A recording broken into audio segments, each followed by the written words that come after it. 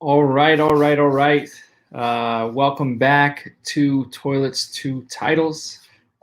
This is our special bonus episodes you can only find on YouTube, so make sure you're subscribed to the YouTube channel. I'm your host I'm John Sheps. You can find me on Twitter at Coach Sheps. That's SCHEPPS. And for these bonus episodes, we're doing team breakdowns. And Justin has been going pretty strong. He's been carrying us in this department, and I needed to step up and try my hand in this. So I'm going to see how I can do. So again, you check us out on Twitter at Toilets to Titles. Again, I'm at Coach Sheps. You can see at the bottom here. Justin's at JustinFF_, and then Nate is at Nate_Dirt19. On YouTube, you can go back and find every single team breakdown. By the time the season starts, we're going to have that. So we have like 12 days to get that done. And again, Justin's been carrying us. Thank you, Justin.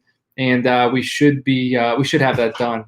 So again, subscribe to the YouTube channel, like, share. If you just want to listen to us, we're on Podbean, Spotify, Apple Podcasts. Now, before I get into breaking down my team, the Dallas Cowboys, who the guys left for me, thankfully, so I can chit-chat about them.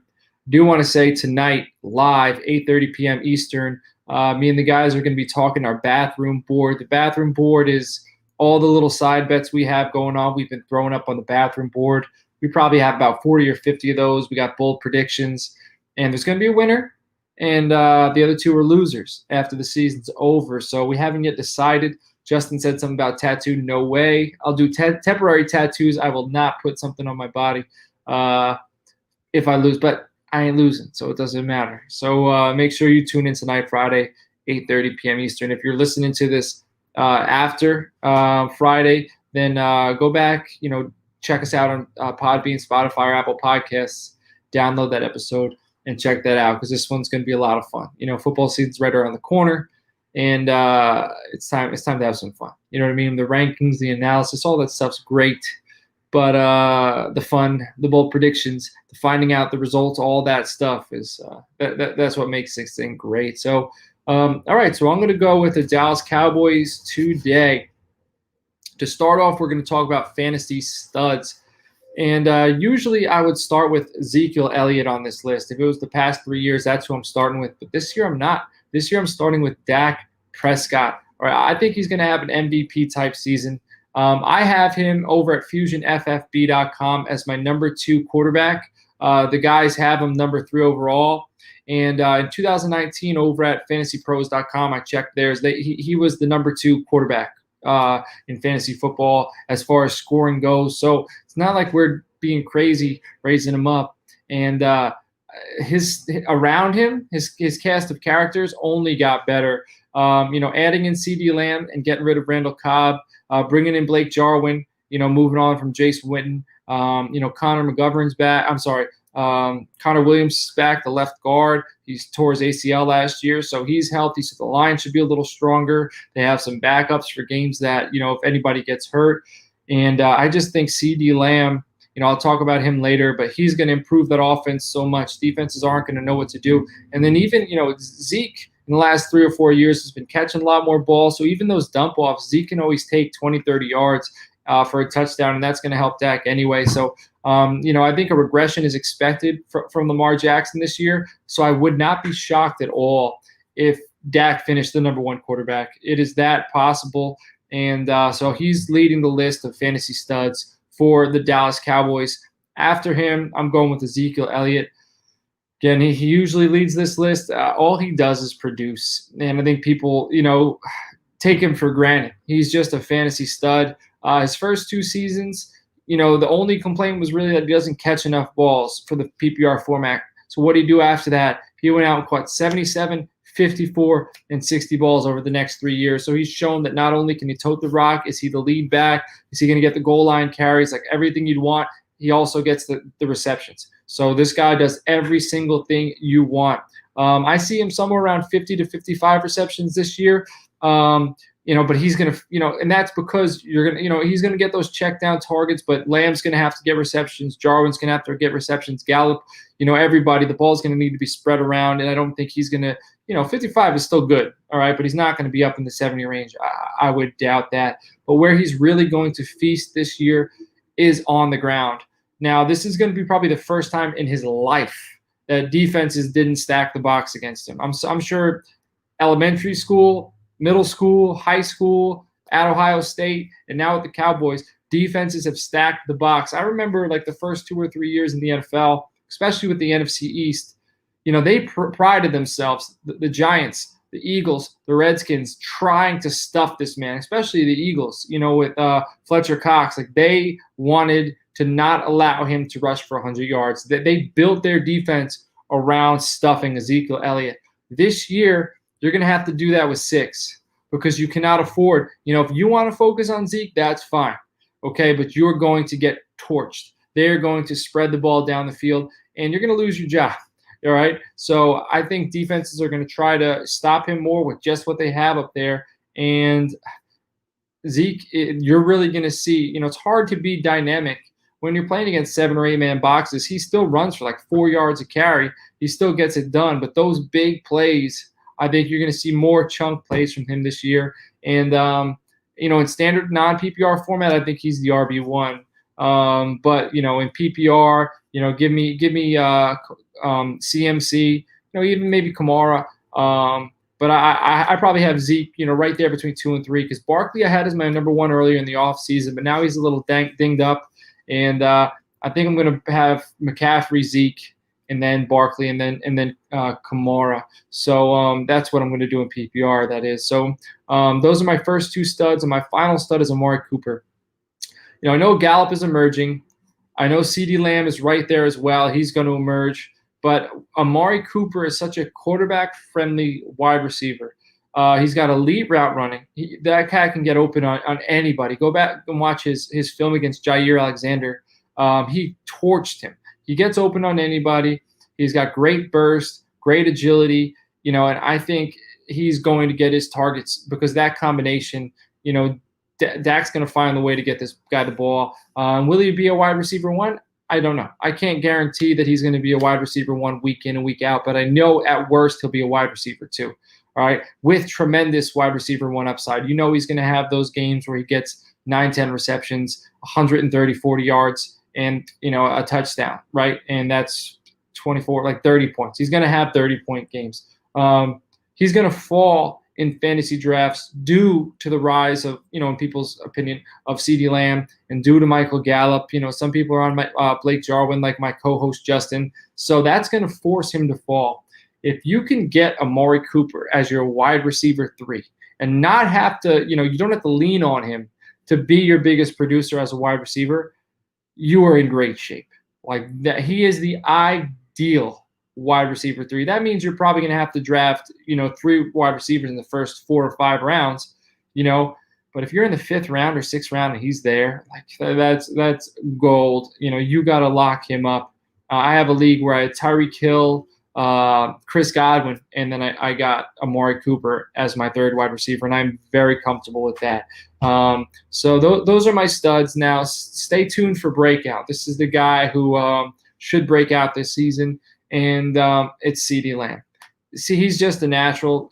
He's so gifted. He was a top 5 talent in this draft class. The fact that he fell to Dallas at 17 is absurd to me. David Hellman of DallasCowboys.com, I follow him in season and out of season, and there's really not much training camp coverage this year. There's not much photos, videos, and they can't report that much. I don't know if that's a league-wide thing or just the Cowboys are doing that, because I know Mike McCarthy, because teams aren't really sure what his format is. Even though it's going to be Kellen Moore's offense, there's still going to be a few wrinkles. So I know that he's trying to keep that out there because there's no preseason, so he's trying to use that to his advantage so he could show up week 1, and that'll be the first time they have any real film on him. That being said, David Hellman from DallasCowboys.com, someone asked him about CeeDee Lamb and how he's looked in training camp, and I'm not quoting this word for word, but he basically said that what CeeDee is doing in camp right now is what they came to expect from Dez at camp in his prime years. And Dez was like must-watch TV during training camp. Dez made, like, he rose the level of competition by himself, just the way he played. And David Hellman saying that CD in his rookie season is doing the things that Dez was doing. So it's pretty incredible.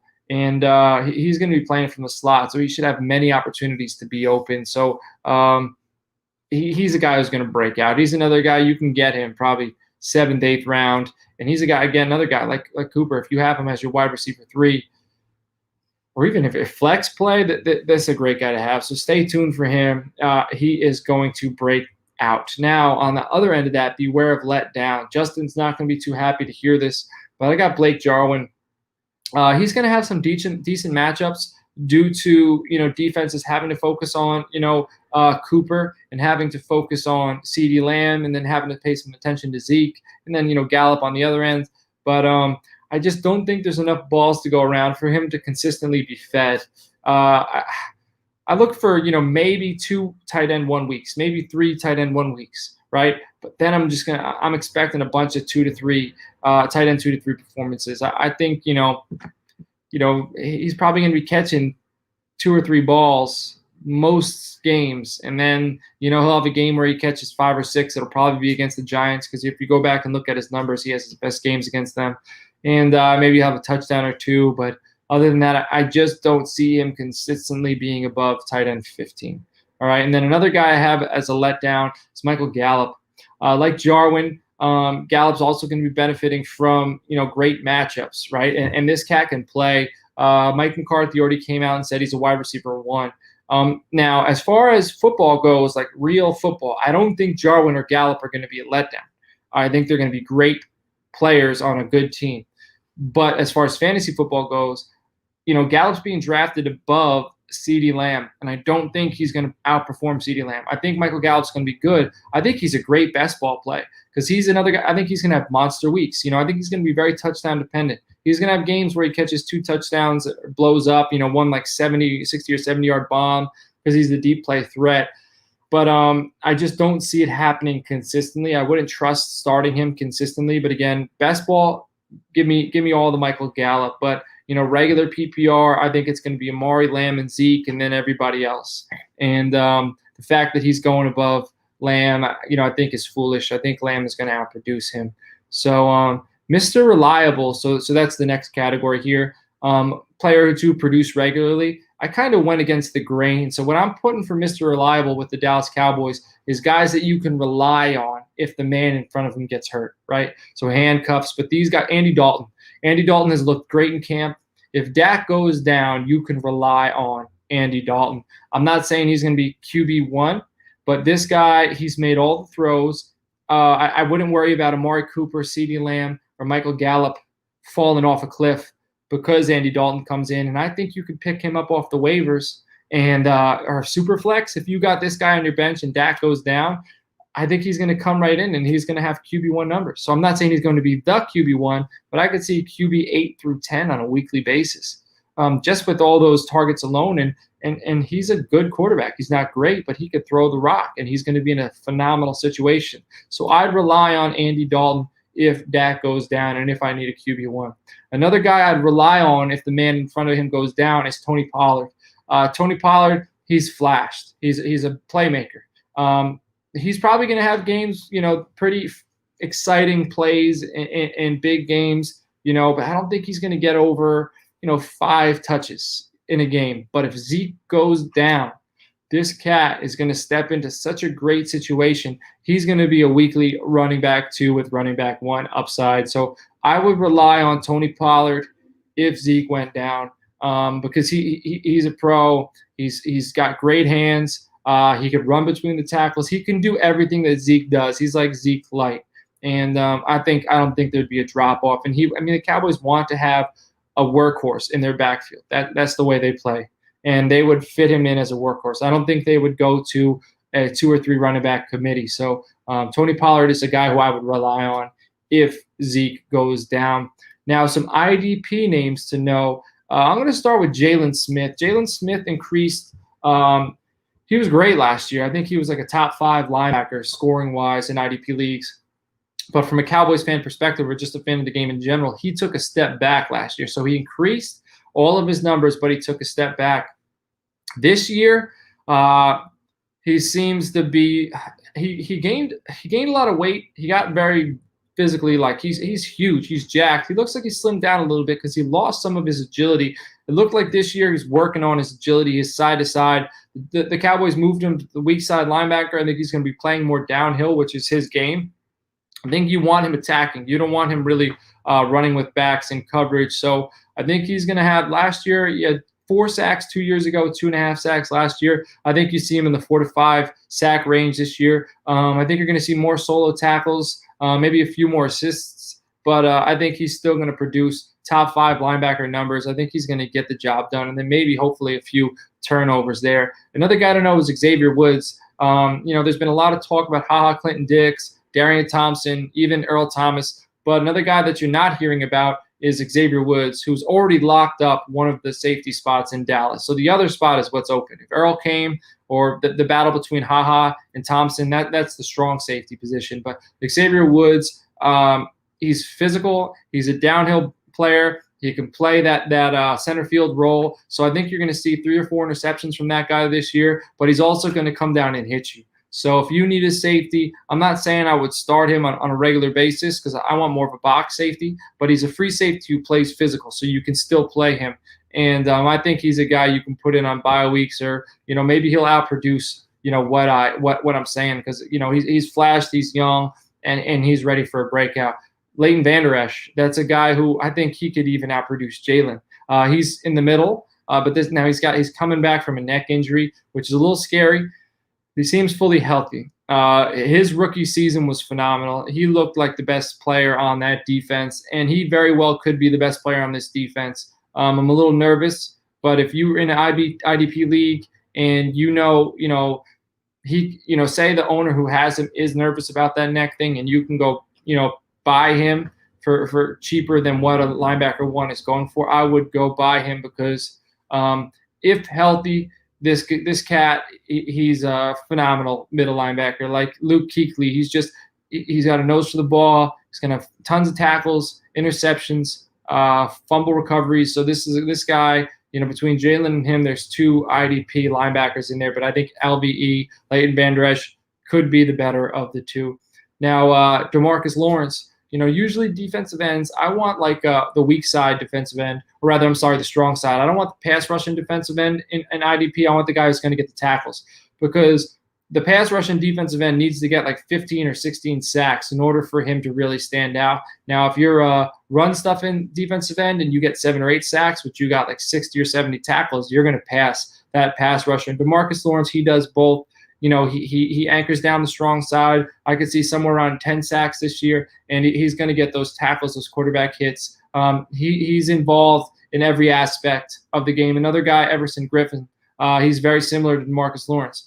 Even though they're going to put him on the weak side, he's going to be more of the pass rushing end. He plays with a very similar style to DeMarcus Lawrence. I could see him outproducing Lawrence in sacks. Maybe Lawrence outproduces him in tackles, but he's going to get right in there. He's going to have those tackles as well. Now, if you play in an IDP league where you have to start a corner, then one of my things with IDP leagues, if I have to start a corner, I want a corner who is opposite a lockdown corner. So, like, give me I'm drawing a blank. Like, if there's a corner like Stephon Gilmore, right, and teams aren't really going to throw his way, they have to throw the ball somewhere. So give me the guy opposite of him, because he's going to get targeted a lot, and targets equal points, because tackles, pass deflections, interceptions, that person's going to get opportunity. So give me that guy. In Miami, I'm looking for Noah Igbenogany, because he's got Byron Jones and Xavier Howard.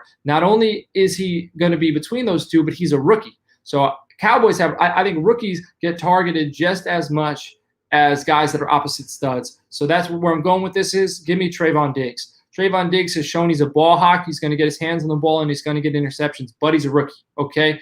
And he's also still fresh at the cornerback position. I think teams are going to go after him, and I think because teams go after him, he's going to have an opportunity to score. So give me Trayvon Diggs if I have to start a corner. If I got to start DBs, I'm not starting corners. I'm starting safeties. But if I have to start a corner, give me Trayvon Diggs. So that does it for my Dallas Cowboys team breakdown. I hope I did okay. I know Justin's been hammering these out, so I hope mine was all right and not too biased. I'm going to try to do the rest of the NFC East. And go follow us at Toilets to Titles. You can follow me at Coach Sheps, Justin at JustinFF_, Nate at Nate_Dirt19. Subscribe to the YouTube channel. Give us a like and a share, please.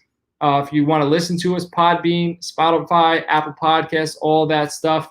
And also tune in live tonight, 8:30 p.m. Eastern. We're going to be talking about our bathroom board. Thanks, guys. Take care.